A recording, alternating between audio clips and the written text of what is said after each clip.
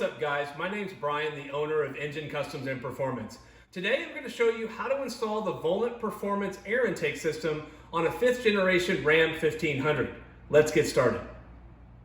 Alright, so let's go over everything that's included in the Volant Performance air intake system.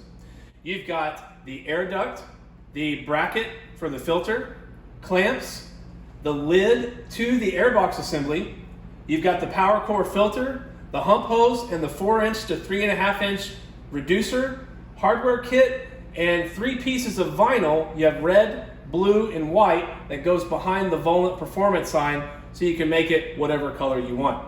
Now, if you're interested in purchasing this kit for your Ram 1500, you can do so directly on our website at ngencustoms.performance.com.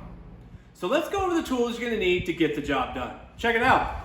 You're going to need a 3/8-inch socket wrench, an 8 and a 10 millimeter socket, a small flathead screwdriver, as well as a Phillips head screwdriver.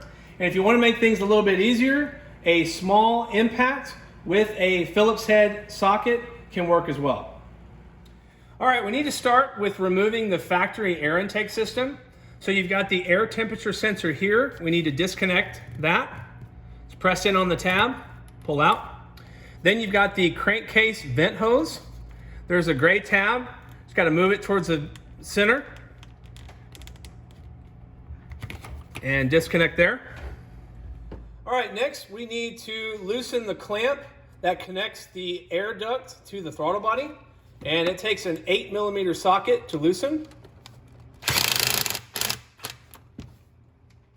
All right, now we need to remove the air duct from the throttle body. So simply just lift up, move it to the side. All right, next we need to remove the air filter housing. It's simply just pull up on it and it pops right off. And then remove the air intake system from the vehicle.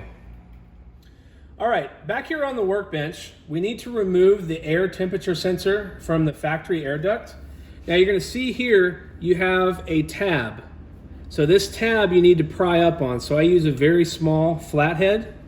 So I pry up on that tab, and then when I do that, I'm able to twist the sensor. This will allow you to pull the sensor out, and you just want to make sure that you're very careful when you pull this out. There we go. All right, now we need to take that air temperature sensor and install it into the Volant air duct. Now, one thing to make sure of is you see where the tab goes on the sensor. You need to make sure that that's going to be facing towards the driver's side of the vehicle once it's installed. So installing it here on the workbench, you can see here that when I put this sensor in, where that tab goes is facing that way. So what you want to do is I take my hand and place it inside of the air duct. That's to keep that rubber grommet from pushing out. And then I just twist it back and forth until it's all the way in. Okay, so now that we got the sensor in, one thing to note, if you struggle with getting this sensor in and maybe the grommet pushes in often and you just can't get it, what you can do is you can get a little bit of soapy water. Just be careful not to get that onto the sensor, but you can actually lubricate the grommet and the little O-ring on the sensor itself to lubricate that, and that'll help push it in and get it into place. And you'll notate here also that you can see that tab is facing this way, and then the tab where the connector goes is facing this way, which will be towards the driver's side. All right, next we need to take the filter adapter and attach it to the air filter. So you're going to set it on top of here, and now you're going to look at it and go, oh, it doesn't fit. Well, it's just actually a snug fit. So what you have to do is you set it in on one side, like so, and then press in this way, and then it'll slide into the filter because you want it to be a really snug fit. And then you just kind of work it around and get it to pop into place. And once you have it all the way down, then you take your 8 millimeter socket and tighten the clamp.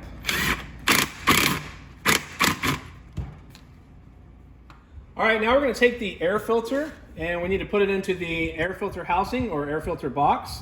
So what I'm going to do is I'm going to take that filter and I'm going to insert it through this hole. So I'm going to take the top here and work it towards the hole first.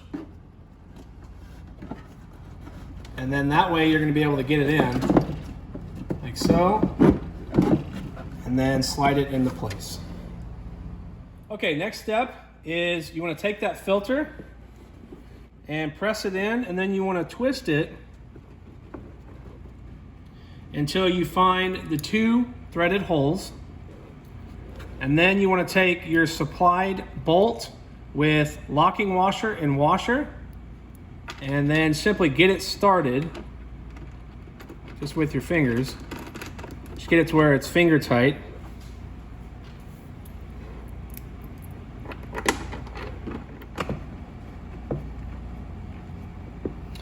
All right, once you have it finger tight, then you can simply tighten it down with a 10mm socket. Just don't make it too tight.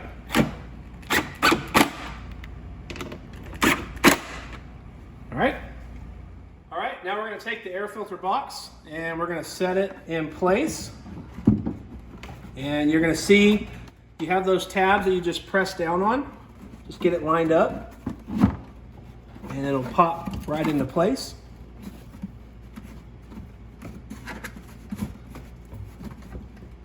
Like so. All right, next we're going to take our 3.5 inch to 4 inch reducer. You're going to take the smaller clamp and you're going to put it in on the bottom here. And then you're going to take one of the 3 larger clamps, put it on top. Now the larger one is going to be loose, and that's okay. You're going to tighten it down here later.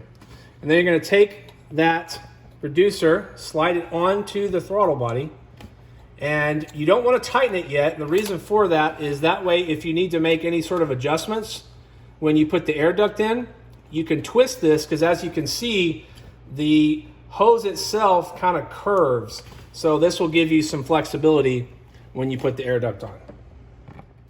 All right, next we're going to take the hump hose and attach it to the air duct.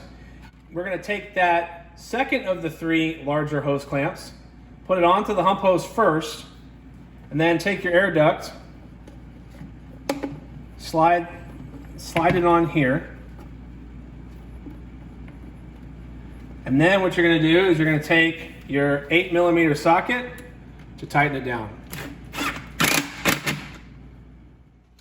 All right, now we're going to take our air duct. We're going to take that final larger hose clamp and we're going to slide it on to the hump hose here. And then we're going to slide this on to the air filter housing, like so. All right, then we're going to take the other end and slide it in to the reducer.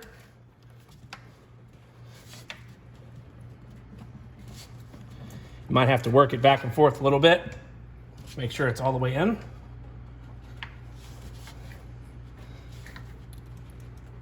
All right.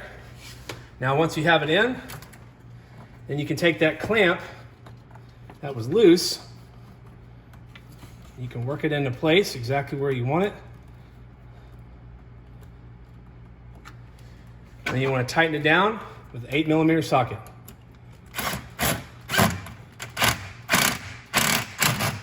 And then you can go ahead and tighten the one at the bottom that connects to the throttle body.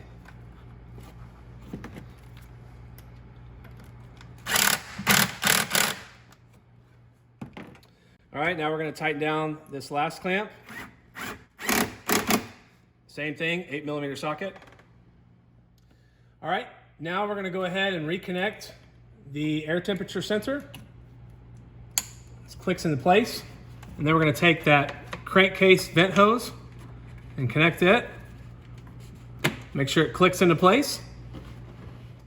All right, the final step is actually to install the lid, but Volant actually gives you a choice of 3 colors for their logo.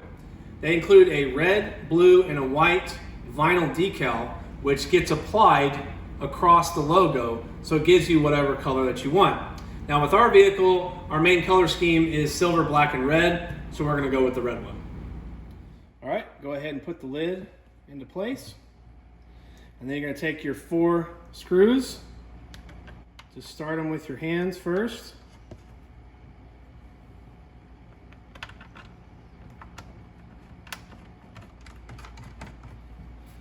And then once you get them started, tighten them down with a Phillips head screwdriver.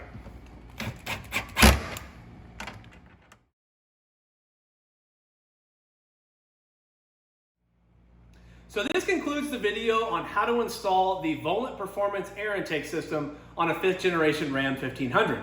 If you're interested in purchasing a Volant Performance air intake system for your Ram 1500, you can do so directly on our website at ngencustoms.com.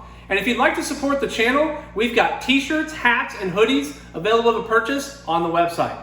And if you like the video, make sure to give it a thumbs up and hit that notification bell and subscribe button so you never miss any future Ram 1500 install videos. And until next time, I'm out.